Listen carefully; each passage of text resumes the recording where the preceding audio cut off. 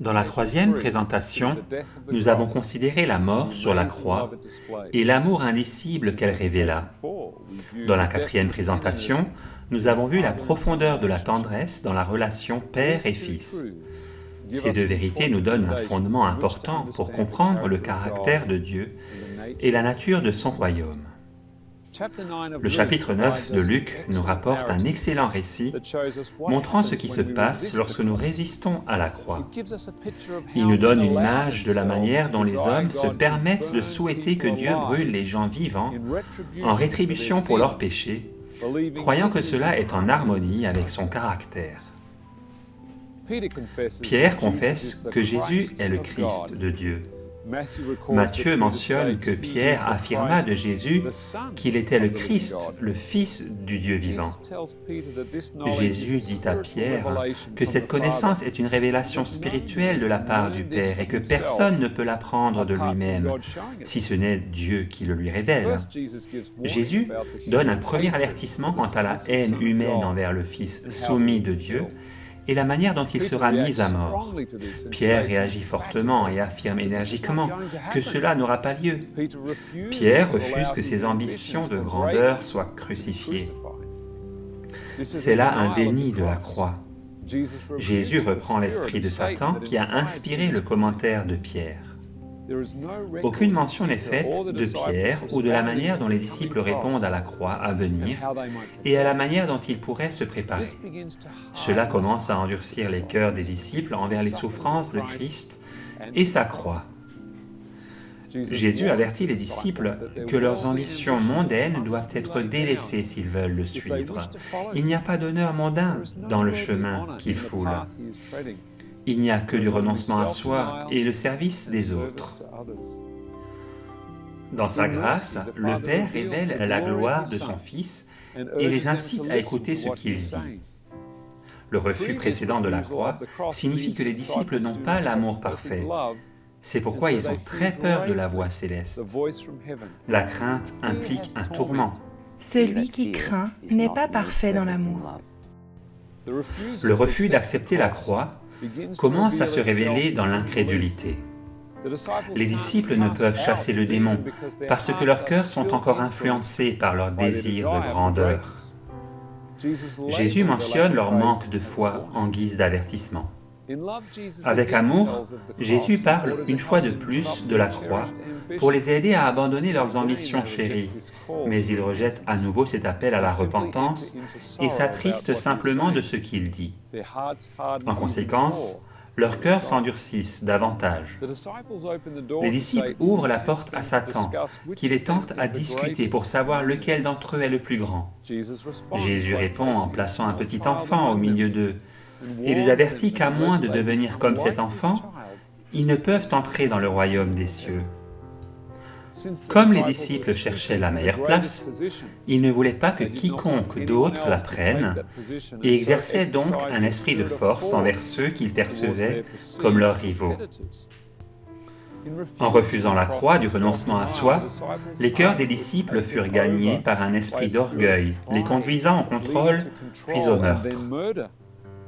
L'endurcissement de leur cœur les conduisit à ne rien voir de mal à tuer au nom de Dieu. Les disciples ne souhaitaient pas accepter l'avertissement de Jésus au sujet de sa mort imminente entre les mains cruelles des responsables de la nation. Ils avaient misé toutes leurs ambitions de grandeur nationale sur lui. Ils avaient perçu Christ non pas comme il était, mais comme ils voulaient qu'il soit. Ils aspiraient à ce que Christ soit Barabbas, et la réalité de la croix crucifia leurs rêves et les réduisit en poussière. Ils choisirent de ne pas embrasser la croix et commencer à comprendre la souffrance relationnelle immense que Christ expérimente chaque jour, en voyant presque tout le monde rejeter et mépriser son message, sa mission et sa personne, comme étant le représentant du Père. Au lieu de cela, ils choisirent d'ignorer sa souffrance, ce qui endurcit alors leur cœur. Lorsqu'au baptême de Jésus, le Père céleste annonça au monde son affection profonde pour son Fils, une porte fut ouverte pour réellement comprendre l'amour, la tendresse et la sensibilité de Dieu et de son Fils. C'est cette sensibilité qui les pousse à porter cette terrible croix d'agonie par l'abnégation. Chaque jour, leur cœur souffre par l'égoïsme humain, l'orgueil et l'indulgence. Le caractère de Dieu, aimant la liberté, permet aux hommes de continuer à le mépriser et le rejeter pendant des années sans jamais rendre la pareille. Il permet à leur cœur de s'endurcir et les observe tristement se détruire eux-mêmes, tout en cherchant continuellement à les en empêcher. Les disciples furent invités à commencer à comprendre l'éclat de cet amour, mais la croix n'était pas la clé qu'ils souhaitaient. Et comme Israël avait dit à Moïse de couvrir l'éclat de sa face, les disciples mirent un voile sur leur cœur pour empêcher la croix de les attendrir. Lorsque Caïn et Abel regardèrent la mort de l'agneau, Caïn mit un voile sur son cœur pour obscurcir la signification de la souffrance. Et c'est ainsi que l'agneau devint un catalyseur pour endurcir son cœur et le prépara à tuer son frère. Alors qu'Abel contemplait l'agneau, il trembla en considérant ses implications. Il pensa à l'agneau de Dieu brisé pour nous et pleura d'un cœur brisé. Le même agneau sacrificiel produisit des fruits totalement opposés dans les deux hommes. Telle est la lumière de la croix. La lumière est si lumineuse qu'il nous faut soit tomber sur le rocher et être brisé, ou résister et devenir aussi dur qu'un rocher, et en conséquence être écrasé par notre propre culpabilité, alors que nous sommes finalement mis face à face avec la vérité de l'amour de Dieu. Ces principes sont essentiels pour nous permettre de bien comprendre les histoires de la Bible. À moins de pouvoir accepter l'amour tendre du Père pour son Fils, nos cœurs ne peuvent pas vraiment être attendris pour interpréter les jugements de Dieu. Un père aimant ne brûlerait jamais ses enfants vivants, déversant du soufre fondu sur eux alors qu'ils se tordent d'agonie. Croire que Dieu puisse faire cela revient simplement à ne pas comprendre la relation du Père et son Fils et la grâce qui s'écoule d'eux sur l'univers. Ne pas comprendre la croix pousse les hommes à oublier l'agonie qu'ils traversent lorsqu'il est méprisé, haï et rejeté. Pourtant, il refuse d'abandonner ceux qui le rejettent. Il maintient son cœur ouvert jusqu'au dernier moment, espérant que les pécheurs se tourneront vers lui. S'ils finissent par le rejeter entièrement et se détourner de lui, chaque rejet lui cause une peine immense. C'est une peine que nous, pécheurs, recevons avec douleur, colère et dégoût. Nous ne permettrions jamais à quelqu'un de nous faire cela encore et encore. Laisser son cœur ouvert au rejet est la véritable croix du Père manifestée en son Fils. La puissance et le mystère de la croix expliquent tous les autres mystères concernant les jugements de Dieu. Où que nous voyons des jugements tomber sur les hommes dans les Écritures, nous devons les interpréter à la lumière de la croix, car c'est ici que la miséricorde et la justice se rencontrent. Les Écritures nous disent: Christ nous a rachetés de la malédiction de la loi, étant devenu malédiction pour nous, car il est écrit, « Maudit est quiconque est pendu au bois. » Mais il était blessé pour nos péchés, brisé pour nos iniquités. Le châtiment qui nous donne la paix est tombé sur lui, et c'est par ses meurtrissures que nous sommes guéris. Jésus a payé le salaire du péché et en a souffert la malédiction. Il est mort de la mort de ceux qui, à la fin des temps, auront refusé le salut et auront préféré mourir. Si Jésus est mort d'une autre mort que celle de la fin des temps, il n'a pas payé le salaire du péché. La question est alors la suivante. Jésus a-t-il souffert les feux de l'enfer? Si la mort finale des méchants consiste à brûler dans les flammes de l'enfer, et que Jésus n'eut pas à payer ce prix, alors il n'a pas payé la peine du péché. Jésus a-t-il expérimenté le feu sur la croix? Remarquez comment Paul associe l'action de faire du bien à ceux qui ne le méritent pas à des charbons de feu pour l'âme. Mais si ton ennemi a faim, donne-lui à manger. S'il a soif, donne-lui à boire. Car en agissant ainsi, ce sont des charbons ardents que tu amasseras sur sa tête. Lorsque les enfants d'Israël virent la gloire de Dieu au mont Sinaï, elle leur apparut comme un feu dévorant. L'aspect de la gloire de l'Éternel était comme un feu dévorant sur le sommet de la montagne, aux yeux des enfants d'Israël. Lorsque l'amour désintéressé de Dieu est révélé à une personne égoïste, elle ressent une telle culpabilité brûlant en son cœur qu'elle en souffre physiquement. L'expérience de Jésus sur la croix est prophétisée dans divers psaumes. Mon Dieu, pourquoi m'as-tu abandonné? Et t'éloignes-tu sans me secourir, sans écouter mes plaintes? Je suis resté muet dans le silence. Je me suis tu, quoique malheureux, et ma douleur n'était pas moins vive. Mon cœur brûlait au-dedans de moi, un feu intérieur me consumait, et la parole est venue sur ma langue. Les liens de la mort m'avaient environné, et les torrents de la destruction m'avaient épouvanté. Les liens du sépulcre m'avaient entouré, les filets de la mort m'avaient surpris. Dans ma détresse, j'ai invoqué l'Éternel, j'ai crié à mon Dieu. De son palais, il a entendu ma voix, et mon cri est parvenu devant lui à ses oreilles. La terre fut ébranlée et trembla, les fondements des montagnes frémirent, et ils furent ébranlés parce qu'il était irrité.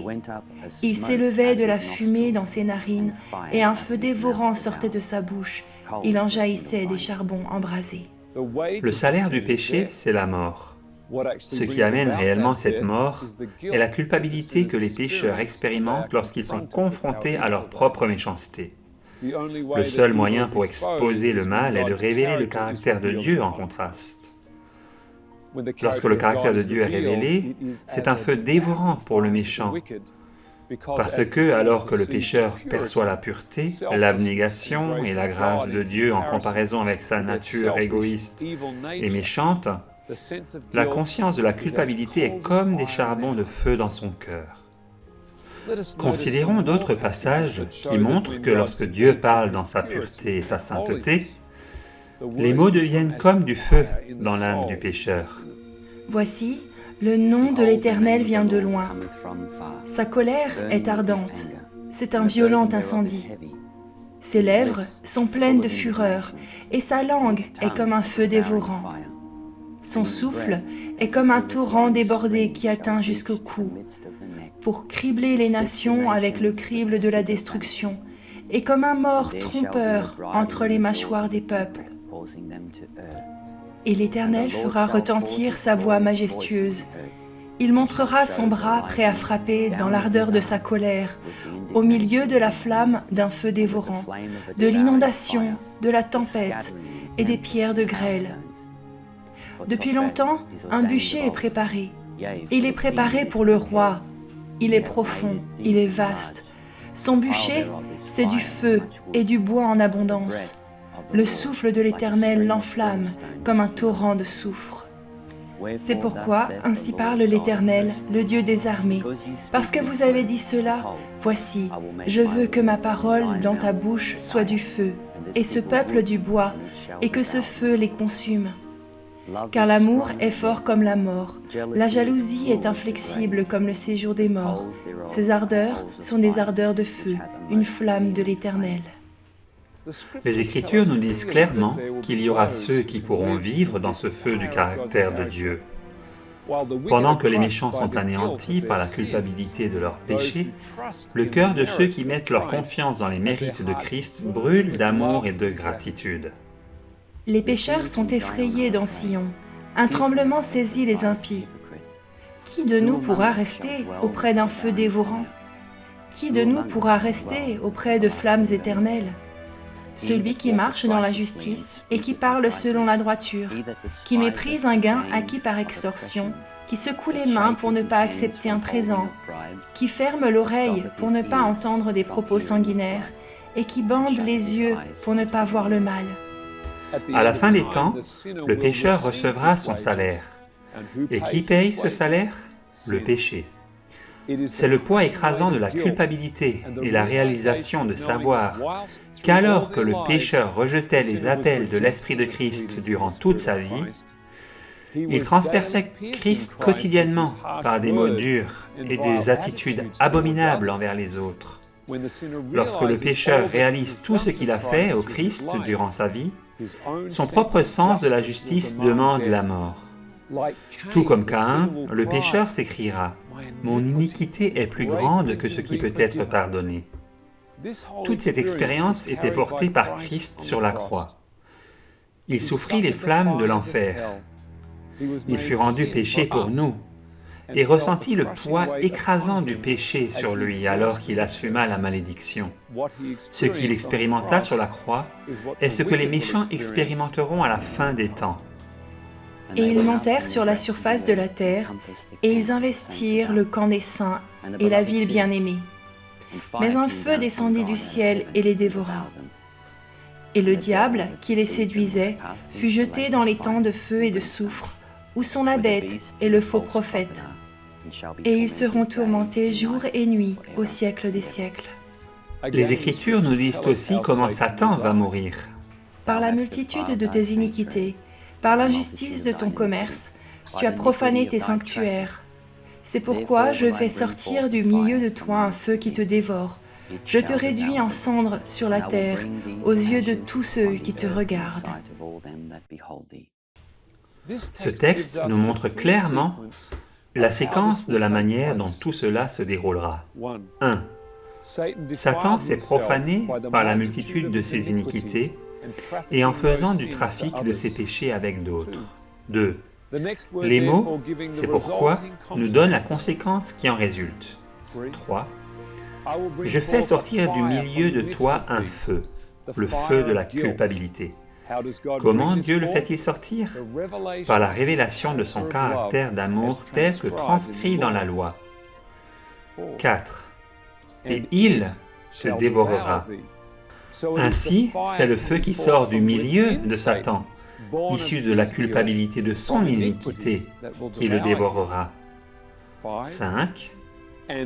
Et alors, Satan est réduit en cendres sur la terre après avoir été dévoré. Satan ne peut éviter de voir toute la méchanceté qui le caractérise et le mal qu'il a fait alors qu'il était en présence de Dieu. La pureté et la sainteté aimantes de Dieu sont si altruistes qu'elles apportent une condamnation personnelle complète et totale qui jaillit du cœur tel un feu dévorant. Ce processus dévore Satan. Après avoir été dévoré et lorsqu'il est mort, il est réduit en cendres sur la terre par le feu purificateur. La destruction des méchants est décrite dans le livre historique de 2 Esdras de la manière suivante. Mon fils, en personne, accusera les nations assemblées pour leurs impiétés. Elles sont comparées à un tourbillon. Il leur reprochera leurs pensées mauvaises et les supplices par lesquels elles auront à être suppliciées, ce qui est comparé à une flamme.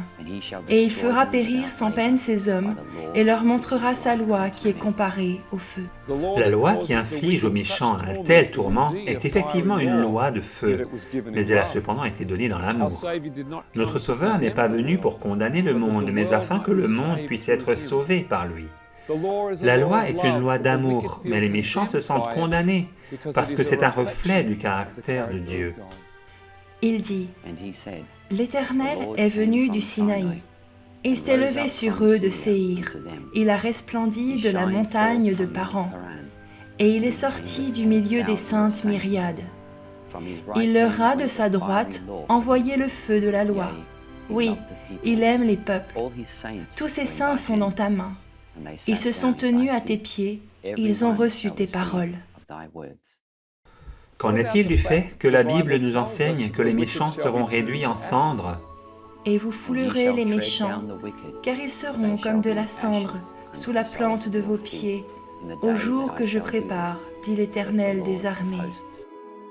Lorsque le péché a finalement payé son salaire aux méchants par la malédiction de la culpabilité qui tombe sur eux, alors qu'ils contemplent la pureté du beau caractère de Dieu, leurs corps morts vont joncher la terre.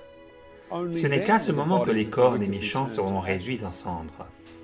Tandis que vous attendez et hâtez l'avènement du jour de Dieu, à cause duquel les cieux enflammés se dissoudront et les éléments embrasés se fondront.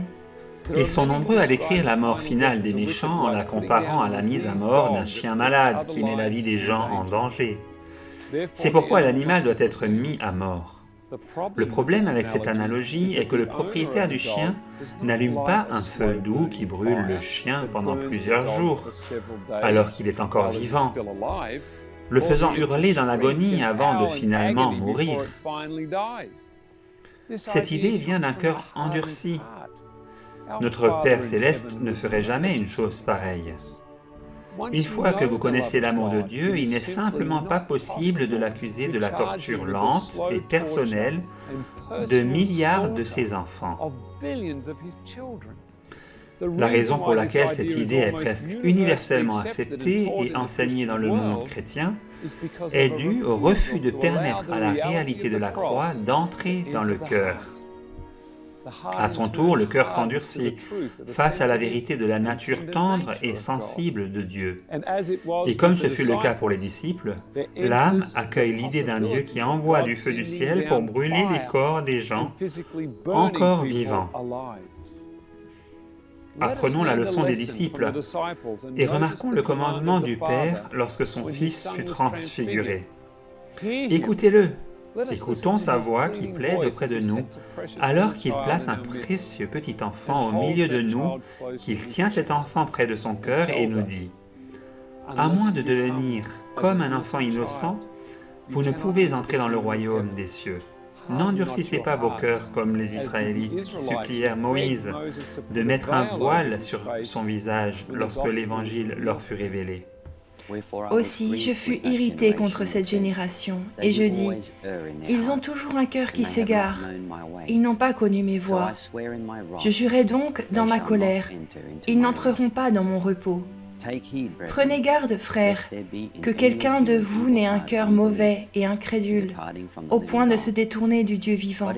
Mais exhortez-vous les uns les autres chaque jour, aussi longtemps qu'on peut dire « aujourd'hui », afin qu'aucun de vous ne s'endurcisse par la séduction du péché, car nous sommes devenus participants de Christ, pourvu que nous retenions fermement jusqu'à la fin l'assurance que nous avions au commencement, pendant qu'il est dit « Aujourd'hui, si vous entendez sa voix, n'endurcissez pas vos cœurs, comme lors de la révolte. » Si vous choisissez de ne pas accepter l'abnégation de la croix, vous êtes en danger d'endurcir votre cœur en lisant la Bible d'une manière dure, en attribuant à Dieu la souffrance et la mort de millions de personnes pendant l'histoire humaine.